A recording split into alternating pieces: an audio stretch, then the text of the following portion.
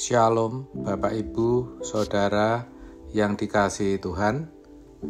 Seri pengajaran hari ini berjudul Menjadi Manusia Unggul.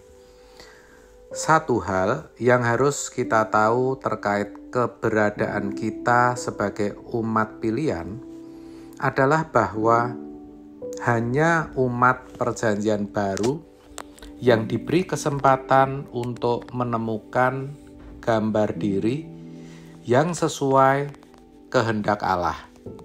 Ini luar biasa. Umat Perjanjian Lama sendiri tidak sanggup untuk melakukan, karena mereka tidak memiliki kuasa untuk hidup sebagai anak-anak Allah. Yohanes 1 ayat 12-13, tetapi semua orang yang menerimanya diberinya kuasa supaya menjadi anak-anak Allah, yaitu mereka yang percaya dalam namanya, orang-orang yang diperanakkan bukan dari darah atau dari daging, bukan pula secara jasmani oleh keinginan seorang laki-laki, melainkan dari Allah. Jelas dari ayat ini bahwa hanya umat Perjanjian Baru yang diberi kuasa menjadi anak-anak Allah. Dengan kata lain, fasilitas keselamatan belum diberikan kepada umat Perjanjian Lama, sebab Tuhan Yesus belum datang ke dunia. Saudara, kuasa untuk hidup sebagai anak-anak Allah adalah kemampuan untuk hidup dalam pimpinan Roh. Roma 8 ayat 14. Dan itulah sejatinya kita, orang-orang Kristen. Orang Kristen adalah manusia yang dipanggil untuk bisa mencapai standar kesucian dan kebenaran Tuhan. Orang Kristen adalah orang-orang yang dipanggil untuk menjadi manusia unggul. Unggul dalam arti memiliki keberadaan melebihi ahli Taurat dan orang Farisi, yaitu para tokoh agama pada masa itu. Matius 5 ayat 20, maka aku berkata kepadamu, jika hidup keagamaanmu tidak lebih benar daripada hidup keagamaan ahli-ahli Taurat dan orang-orang Farisi, sesungguhnya kamu tidak akan masuk ke dalam kerajaan surga. Kata benar dalam ayat ini tidak hanya menyangkut tingkah laku yang kelihatan, tapi juga yang tidak kelihatan, yaitu cara berpikir dan gerak hati. Maka keberadaan hidup seorang anak-anak Allah bisa dialami bila jiwa seseorang diisi kebenaran Tuhan, sehingga ekspresi dari jiwa yang bersih itu dapat dirasakan oleh manusia di sekitarnya. Hidup orang seperti ini pasti berdampak.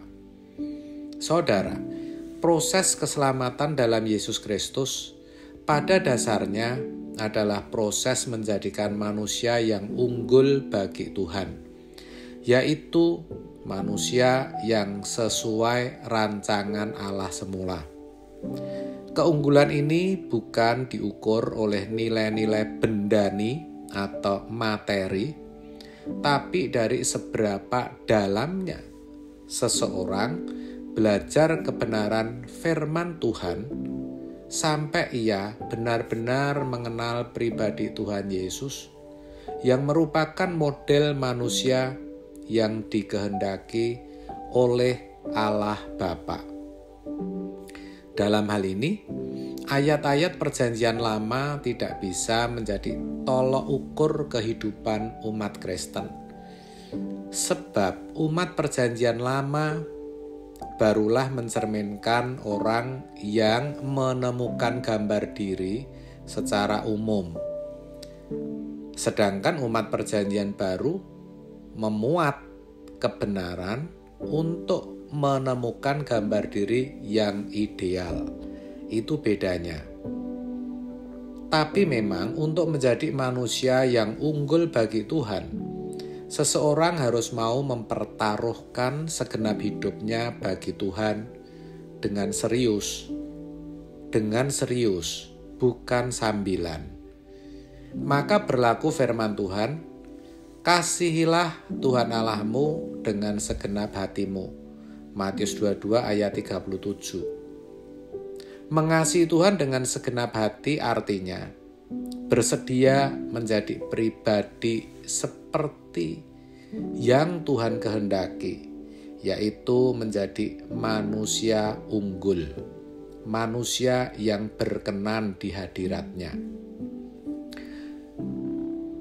Setiap orang bertanggung jawab untuk mengubah dirinya sendiri, sehingga tidak hanya menjadi manusia unggul atau berkenan kepada Allah di bumi ini saja, tapi juga sampai di kekekalan nanti. Terkait hal ini, di dalam Wahyu 20 ayat 11-12 dituliskan, lalu aku melihat suatu tahta putih yang besar, dan Dia yang duduk di atasnya. Dari hadapannya lenyaplah bumi dan langit, dan tidak ditemukan lagi tempatnya. Dan aku melihat orang-orang mati, besar dan kecil, berdiri di depan tahta itu.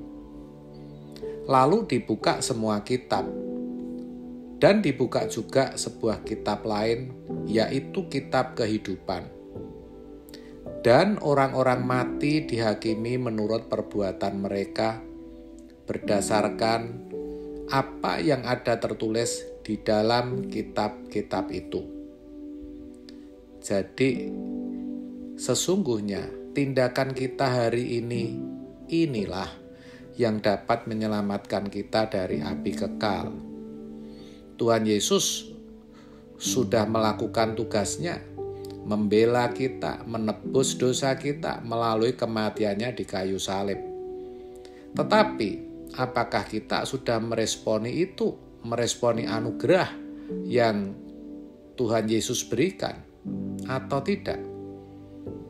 Kalau kita tidak mau berubah menjadi manusia unggul, manusia yang hidupnya sesuai firman, sesungguhnya kita sedang membinasakan diri kita sendiri. Jadi sebenarnya saudara, anugerah yang kita terima melalui korban Yesus di kayu salib adalah modal agar kita bisa berubah menjadi manusia unggul. Amin. Tuhan Yesus memberkati.